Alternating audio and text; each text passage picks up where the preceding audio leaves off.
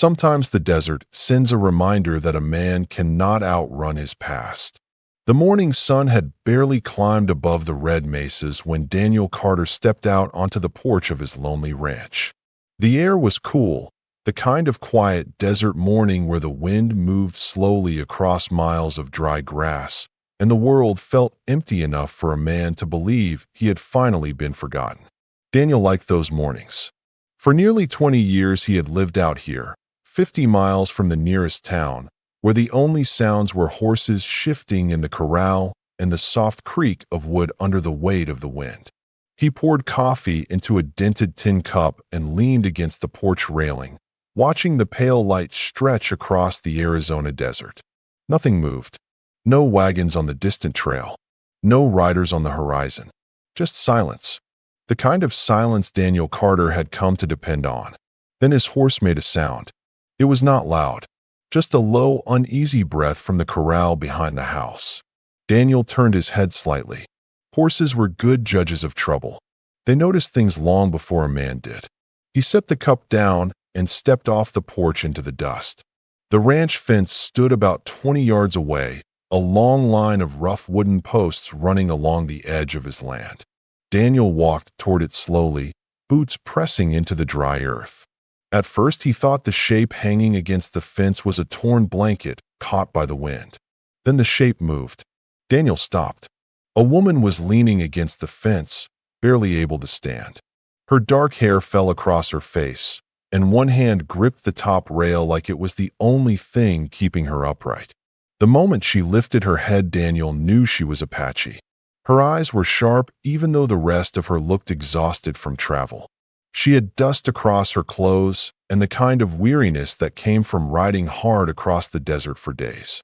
Daniel stepped closer but kept his distance. People did not arrive at this ranch by accident. "You rode a long way," he said quietly. The woman did not answer right away. Instead, she slowly opened her hand. Something small and silver rested in her palm, catching the morning light. Daniel felt the breath leave his chest the instant he saw it. It was a United States Army medal. Old, worn, the kind that had not been given out for many years. But that was not what made his hands go still at his sides. The name carved across the medal was his own. Daniel Carter. The woman looked at him through tired eyes and spoke with a calm voice that did not match the long miles behind her. "My father said you would remember this." Daniel stared at the medal, and for the first time in 2 decades the quiet life he had built in the desert began to crack open. Before he could ask her another question, the wind shifted across the prairie, and somewhere far out beyond the ranch, the faint sound of approaching horses began to rise. Daniel Carter did not reach for the medal right away. He simply stood there in the dry dust of the ranch yard, staring at the small piece of silver resting in the Apache woman's hand. The morning wind moved gently across the prairie, carrying the smell of dry grass and distant rock, but Daniel barely noticed it. For 20 years he had lived in this quiet stretch of Arizona, believing that the past had finally stopped looking for him. Yet here it was, shining in the sunlight no more than 3 feet away. The woman's grip on the fence loosened slightly, and Daniel could see how tired she truly was. The long ride had drained the strength from her legs, but her eyes remained steady.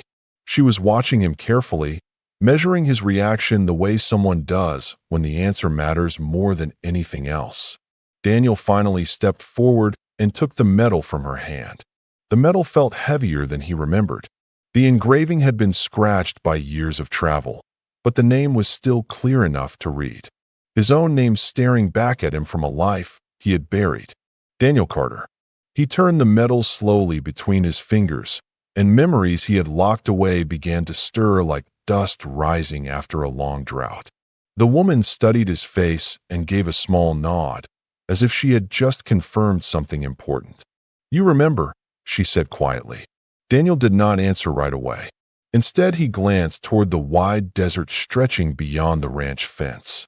The land looked peaceful that morning, miles of pale sand and scattered cactus under a clear sky.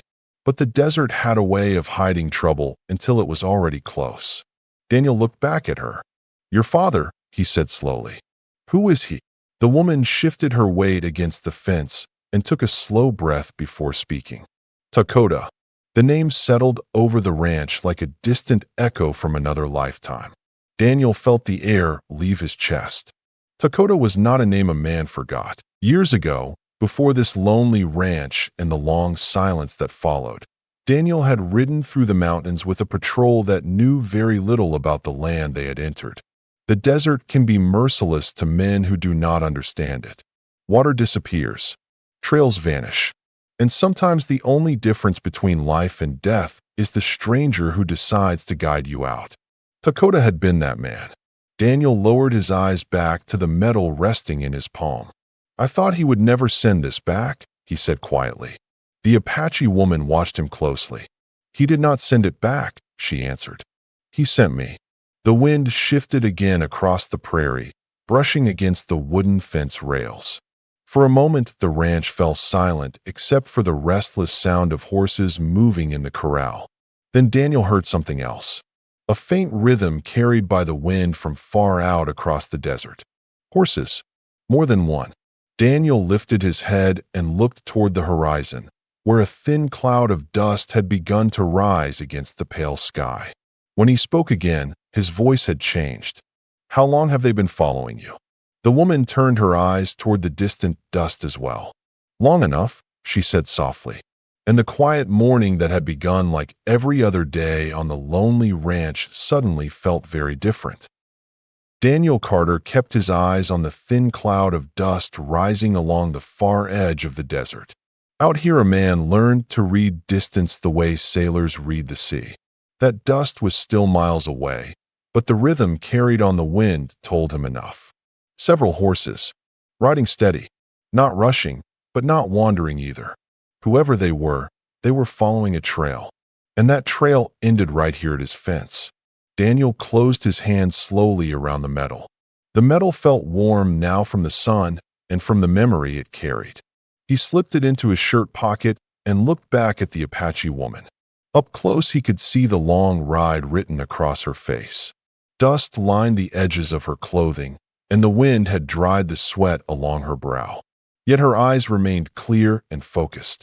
She had not come this far to collapse. She had come here because she believed this was the place she needed to reach.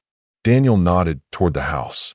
"You should sit down before your legs give out," he said quietly. The woman hesitated only a moment before pushing herself away from the fence. Daniel stepped beside her but did not touch her. Pride traveled with people who crossed the desert alone, and he respected that. They walked slowly toward the porch. Each step left a shallow print in the pale dust that covered the ranch yard.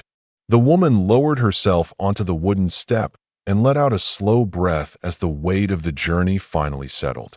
Daniel stood nearby, watching the horizon again. The dust cloud had grown slightly larger. The riders were still far away, but the desert wind carried their approach more clearly now. He could almost count the rhythm of the hooves if he listened long enough. Daniel rested one hand on the porch railing and spoke without looking at her. "How many?" The Apache woman followed his gaze toward the distant dust. "6," she said after a moment. Daniel nodded once. 6 riders meant confidence. Men who traveled in that number were not afraid of trouble. They believed they could handle whatever waited at the end of the trail. Daniel leaned against the railing and looked down at the ground for a moment before speaking again. "They know you came here." The woman nodded. "Yes." The wind moved across the ranch again, brushing the tall grass along the fence line. Daniel glanced toward the corral where his horse shifted uneasily, sensing the tension that had settled over the land.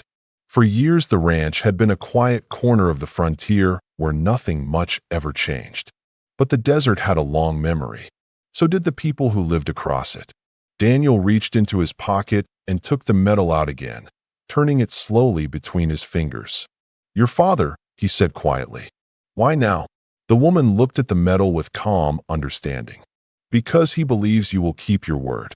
Daniel Carter studied the worn silver in his hand while the distant riders continued their steady approach across the empty miles of desert.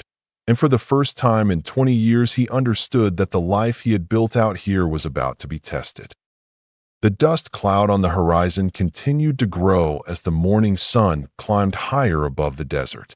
Daniel Carter remained leaning against the porch railing, the small silver medal resting quietly in his palm.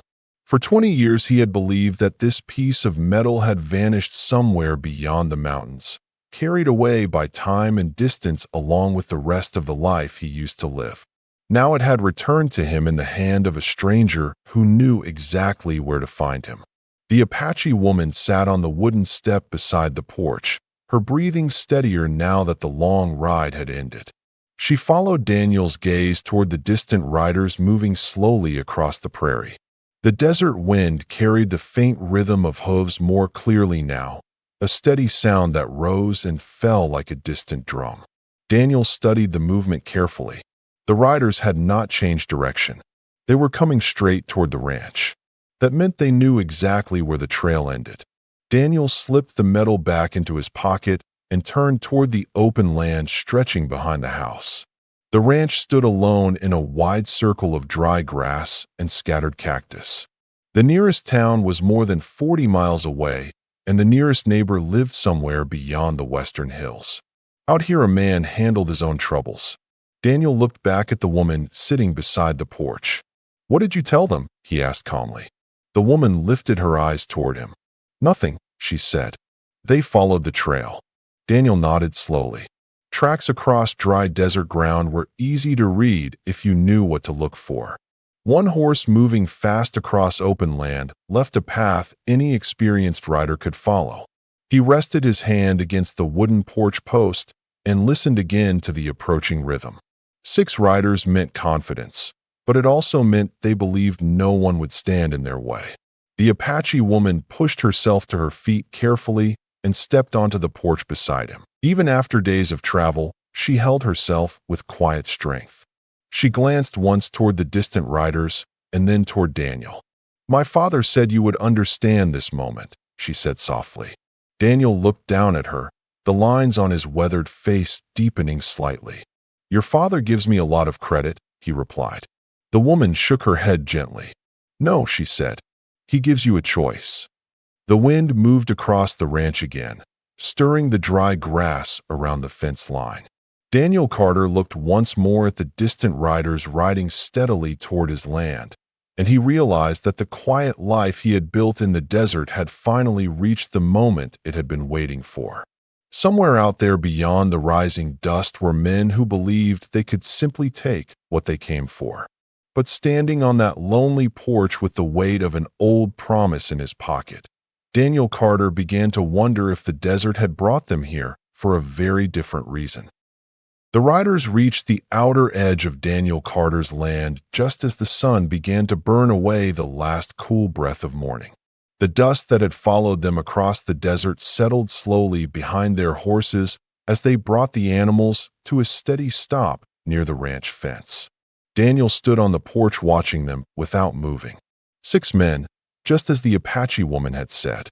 Their horses were strong and well kept, the kind of animals owned by riders who knew the frontier and expected to travel far. The man at the front wore a long coat despite the rising heat, and his posture in the saddle carried the quiet authority of someone used to giving orders. For a moment no one spoke. The desert wind moved through the dry grass between them, carrying the faint creak of saddle leather and the restless shifting of hooves. Daniel stepped down from the porch and walked across the yard until he stood a few yards from the fence. The Apache woman remained behind him near the porch, her eyes calm but watchful. The lead rider studied Daniel carefully before speaking. "Morning," he said in a voice that carried easily across the open space. Daniel gave a small nod. "Morning." The rider glanced briefly toward the house and then toward the woman standing on the porch. His eyes lingered there for a moment before returning to Daniel. "We have been following a trail since yesterday afternoon," the man continued. "It seems that trail ends here." Daniel rested his hands loosely at his sides. "A lot of trails pass through this land," he replied calmly. The rider allowed himself a thin smile, though it did not reach his eyes. "That may be true," he said, "but some trails belong to someone." One of the other riders shifted slightly in the saddle, scanning the ranch yard and the empty land beyond it. Daniel noticed the way they spread their attention across the property. These men were not careless travelers. They had come here expecting to find something. The lead rider looked back at Daniel again. "A woman rode this direction early this morning," he said. "Apache, tired horse. She could not have gone much farther." Daniel glanced briefly toward the woman standing behind him on the porch before looking back at the riders. "You might be surprised how far someone can ride when they have a reason," he said. The rider tilted his head slightly, as if considering the answer. Then he leaned forward a little in the saddle. "If she came through here," he said quietly, "we would appreciate knowing which direction she went." The wind stirred the dust along the fence line again, and Daniel Carter felt the small weight of the metal in his pocket as he stood there facing 6 riders who had crossed miles of desert expecting obedience. For 20 years the ranch had remained a place where nothing much ever happened. But standing there beneath the wide Arizona sky, Daniel realized the desert had finally decided otherwise. The lead rider waited patiently for Daniel Carter to answer, his horse shifting beneath him as the desert sun climbed higher in the sky. The quiet stretched across the ranch yard like a drawn rope. Daniel did not hurry his reply. A man who had lived on the frontier long enough understood that silence could say as much as words. The wind carried the smell of dry grass and dust between the fence and the porch where the Apache woman stood watching. Daniel finally took a slow step closer to the fence, stopping where the sunlight reached the brim of his hat. "You have ridden a long way," he said calmly. The rider gave a small nod. "Far enough." Daniel studied the man for a moment. The coat, the steady posture in the saddle, the confidence in the way the other riders held their reins. These were men who believed the land would answer to them if they asked the right questions. Daniel had met men like that before, long before he built this quiet ranch and chose to disappear from the rest of the world. The rider glanced again toward the porch, where the Apache woman stood quietly behind the railing. He did not point at her, but his eyes had already measured the distance between her and the house. "We are not looking for trouble," he said. "We are simply looking for someone who belongs to us." The words drifted across the yard and settled in the dust between them. Daniel rested one hand lightly on the top rail of the fence. The wood felt warm beneath his palm. "People do not belong to other people out here," he said evenly. One of the riders behind the leader shifted slightly in the saddle, clearly unhappy with the answer. But the man in the coat only studied Daniel more closely. "Perhaps," he said after a moment, "but sometimes they carry something that does." Daniel felt the small shape of the metal pressing against his chest inside his pocket. The weight of it seemed heavier now than when he had first taken it from the woman's hand. The rider continued speaking in the same steady tone. "The woman we are following is carrying something that does not belong to her, something that was taken." Daniel glanced briefly toward the porch again. The Apache woman remained calm, her dark eyes fixed on the men at the fence. She did not speak. She did not move. But the quiet strength in her stance reminded Daniel of another man who had once stood across a canyon trail many years ago. Dakota. Daniel returned his attention to the rider in front of him. "And you believe she rode here," Daniel said. The rider nodded once. "The tracks led here." The wind shifted again, lifting a thin ribbon of dust along the ground. For a moment, the entire ranch seemed to hold its breath.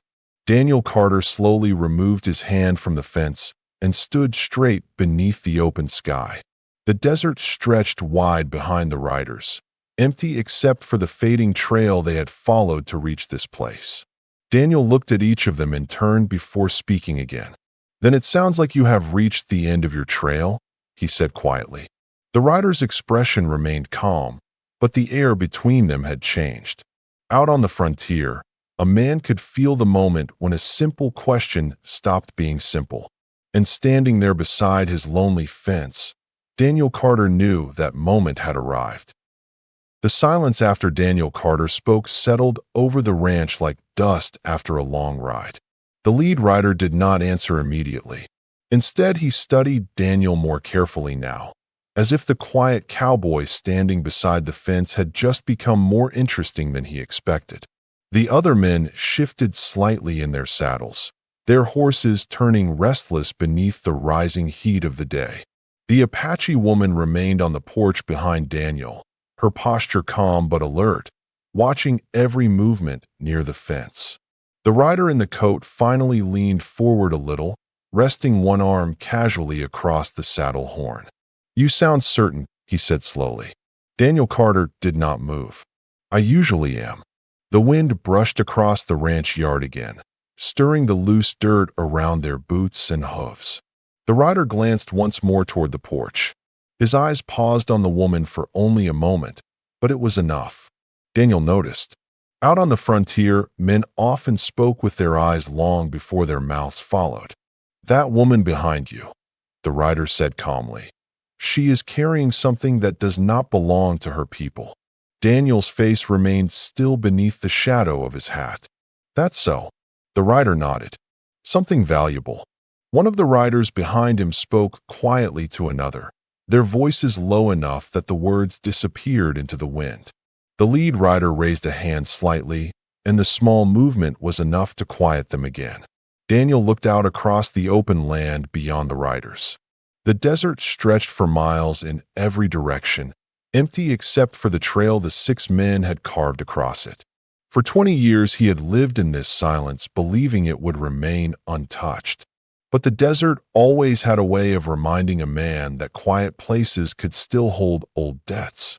The rider spoke again, his tone still polite but no longer patient. "If she is here, Mr. Carter, you could make this simple." Daniel slowly removed his hat and brushed a thin line of dust from the brim before setting it back on his head. It was a small motion, but it carried the calm of a man who had already made up his mind. "Simple things do not usually ride this far into the desert," he said. The rider's expression hardened slightly. "You might want to think carefully." Daniel glanced back toward the porch. The Apache woman met his eyes for a brief moment. There was no fear in her expression, only the quiet certainty of someone who had trusted the right door to knock on. Daniel Carter turned back toward the riders and rested his hand lightly against the fence rail once more. "I have been thinking carefully for about 20 years, he said. The wind moved through the grass again, and somewhere out beyond the low hills far to the east, a distant sound began to rise across the land. It was faint at first, a rhythm so far away it could almost be mistaken for thunder. But Daniel Carter knew the difference between thunder and horses. The faint rhythm rolling across the desert grew stronger with every passing moment, rising slowly through the still air like a distant drumbeat carried across miles of open land. Daniel Carter did not turn immediately. He had heard sounds like that before, many years ago, when the frontier was younger and the desert often decided the fate of men before they understood what was happening. The riders at the fence heard it next. One of the horses lifted its head sharply, ears turning toward the eastern hills. Another shifted its hooves against the dry ground. The lead rider frowned slightly and glanced over his shoulder toward the horizon. "You hear that?" one of the men behind him said quietly. The leader did not answer right away. Instead, he sat a little straighter in the saddle, studying the distant hills where the pale sky met the edge of the desert. Daniel Carter finally turned his head as well, though his expression remained calm beneath the shadow of his hat. The Apache woman on the porch had already stepped closer to the railing.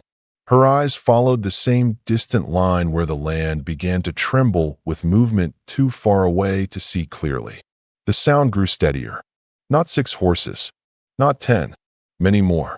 The lead rider slowly removed his gloves and rested them across the saddle horn while he listened. "You expecting company, Mr. Carter?"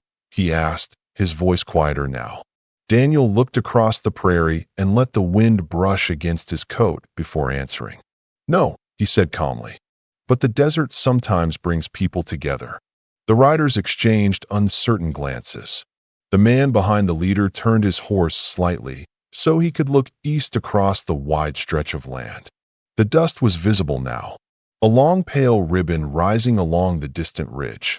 Even from miles away, it was clear that whatever was coming moved in numbers far greater than the 6 men waiting beside the ranch fence. The Apache woman stepped down from the porch and walked slowly across the yard until she stood a few feet behind Daniel. The riders noticed the movement immediately. One of them reached for the brim of his hat to shield his eyes as he looked toward the growing dust cloud. "That is a lot of riders," he said under his breath. The leader remained silent. His gaze shifted from the approaching horizon to the woman standing behind Daniel. For the first time since arriving at the ranch, the calm confidence in his posture seemed less certain. Daniel Carter reached into his pocket and felt the small weight of the metal resting there. The metal was warm from the heat of the day. He turned it slowly between his fingers as the distant thunder of hooves rolled across the desert floor.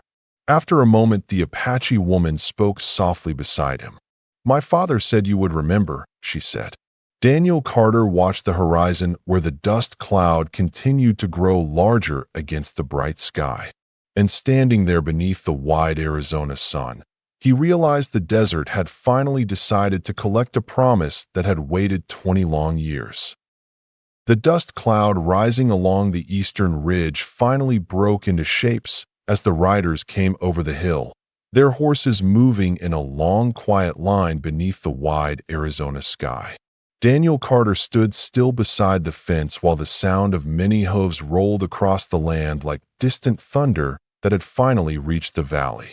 The 6 riders at the fence turned fully in their saddles now, their attention pulled away from the ranch and toward the growing movement on the horizon.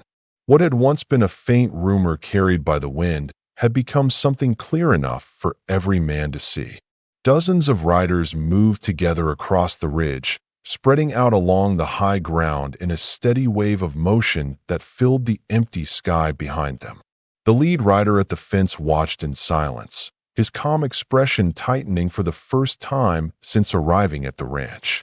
Daniel Carter removed his hat slowly and brushed a thin line of dust from the brim while he studied the distant figures.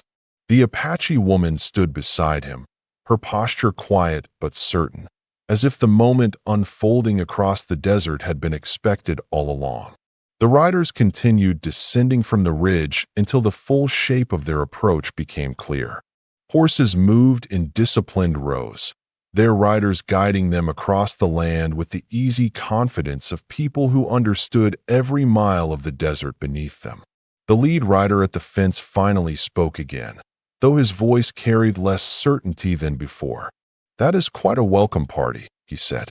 Daniel Carter placed his hat back on his head and slipped his hand into his pocket, feeling the familiar edge of the silver metal resting there. The small piece of metal had traveled a long road to return to him, and now the reason for that journey stood plainly before him across the wide desert. The Apache woman looked toward the approaching riders with calm recognition. "My father is among them," she said quietly. Daniel Carter nodded once, his eyes still on the horizon. Years ago, on a narrow canyon trail where the desert sun burned white against the stone, he had promised a man named Dakota that a debt would one day be repaid. At the time, it had seemed like a simple thing to say between 2 men who had survived the same dangerous road. But the frontier had a way of remembering promises long after the men who made them believed they had been forgotten. The riders reached the low ground below the ridge and slowed their horses, forming a long, silent line across the open prairie. The 6 men at the fence watched them carefully, their earlier confidence now balanced against the sudden reality of how alone they had become on this stretch of land. Daniel Carter stepped forward a few paces from the fence and removed the metal from his pocket. The silver surface caught the sunlight and flashed briefly in the morning air. He held it in his palm and looked toward the riders approaching across the desert, understanding at last that the quiet life he had built here had never been meant to last forever. Some promises waited patiently in the dust until the right day arrived. And standing there beneath the wide sky with the sound of many horses drawing closer, Daniel Carter knew that day had finally come.